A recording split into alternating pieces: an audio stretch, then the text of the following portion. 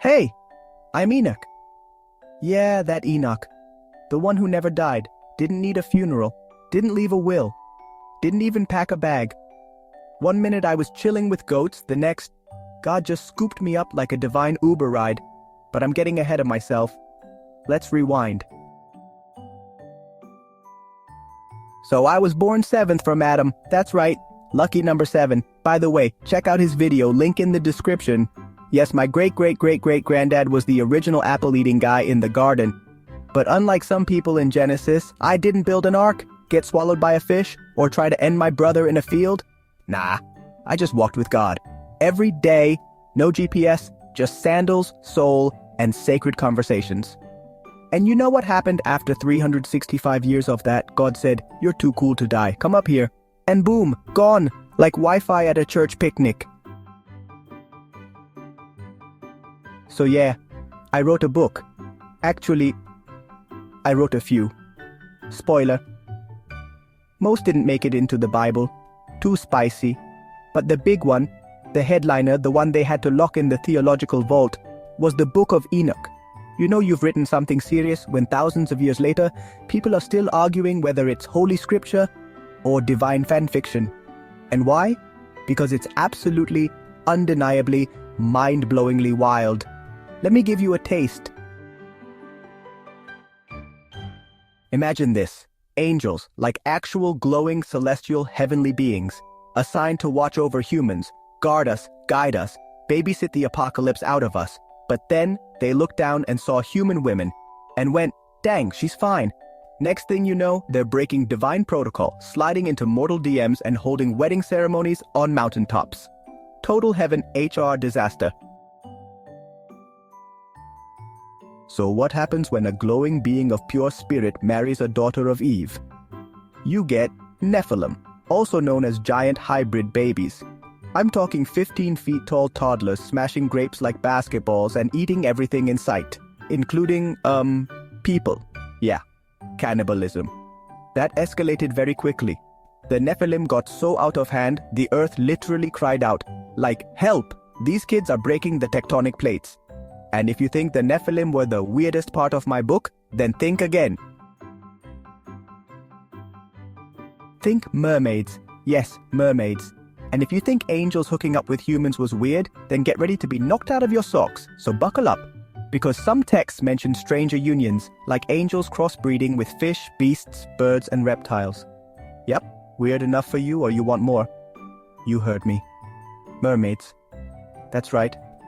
Some fallen angels apparently thought, forget women, I'm gonna marry a sea creature, but what type of sea creature, I wonder? But this was only a theory of many. But somehow, it was believable and it worked? Don't ask me about the biology. I was the writer, not the marine biologist. You want to know the other theory of where mermaids came from?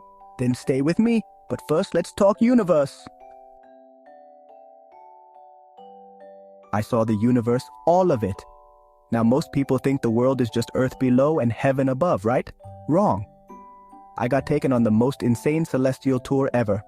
No travel agent, no passport, just pure spiritual flight. 10 heavens. Not 1, not 3, 10. Let me break this down. First heaven, pretty basic. Think spiritual waiting room. Second heaven, fallen angels imprisoned there. Creepy dungeon vibes. Third, that's where paradise is, with the tree of life glowing like a cosmic disco ball. Fourth heaven, sun, moon, and intergalactic calendars. I met the angels who run the universe's clock. Fifth heaven, angels that mourn over the fate of the watchers, emotional support heaven. Sixth, fiery angels throwing stars like dodgeballs. Seventh, the throne room of God, so holy I had to wear extra glory just to peek inside. Eighth and ninth, can't talk about it yet. Let's just say they bend your brain. 10th, the ultimate, where God himself lives in unapproachable light, surrounded by wheels of fire and choirs that never take a breath. And this is just a quick summary of all that I saw. Honestly, it made Earth look like a sandbox. There were angels made entirely of eyes, some with 4 faces, others that looked like wheels covered in fire. At one point, I wasn't sure if I was in heaven or a boss level in a video game, and at times I even wondered if I was down below. So, why was my book banned? Well, because I spilled all the heavenly tea. Or maybe because I revealed where mermaids came from. Should I tell you my second mermaid secret now? Or wait till the next chapter? I told people the truth about the fallen angels, the origin of monsters and giants, the secrets of heaven's layout, and the coming judgment. Too intense? Too real? Too pre-apocalyptic for some scroll keepers? Bet you thought I was going to give you the second secret there, right? But don't worry. I'll break it all down in future videos, the 10 heavens and more. But as promised, I will share the mermaid secret. But just so you know, my future videos aren't going to be boring. We're talking the names of the 200 fallen angels, the technology they gave mankind, the curse of the giants, and even what happens to your soul after you die. So hit that subscribe button, or I'll show up in your dreams quoting angelic math and celestial topography. So yeah, I'm Enoch. I never died. I walked with God. I saw the heavens, and I documented the drama before it was cool. And trust me, this is just the trailer. So, am I an angel now? Now some people say I became this ultra-glowing divine being named Metatron. Metatron. Not a transformer, by the way. Apparently I got promoted from human to scribe of heaven, kind of like God's cosmic secretary, but you know, with fire and wings. Was it a rumor? A spiritual upgrade? Or do I just look great in glowing robes? You'll have to wait for my I Became an Angel episode for that. Coming soon. Quick recap for the folks in the back. I walked with God, skipped death, wrote about angels, giants, mermaids, and more, traveled through 10 dimensions, no passport needed. Might be Metatron, but that's to be determined in a future video. And yes, my book was so intense, some people tried to keep it out of the Bible, and they succeeded. Too real? Too powerful? You decide.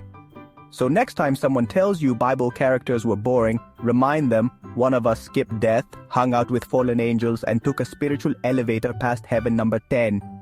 And well, dragged you along till the end of his video just to tell you that there is heavenly talk about where mermaids really came from that doesn't involve angels and marine creatures getting involved, but something much more vengeful. Perhaps they had it coming to them. I'll let you decide. It is said that after God found the Watcher mating with the daughters of men, he threw such a fit that he flooded the world. Does this ring a bell? If it does, then go check Noah's video, click the link in the description, but don't go anywhere now. Allow me to finish my story. Okay, back to mermaids. Well, the Watchers took human wives and taught them magic that helped them survive the Great Flood. Some claim that it was God who turned these women into half-human, half-fish eternal creatures as a curse. Now they had to roam the seas all alone, seeing their children die in the Great Flood and their loves cast into hell's burning fires. I'm Enoch.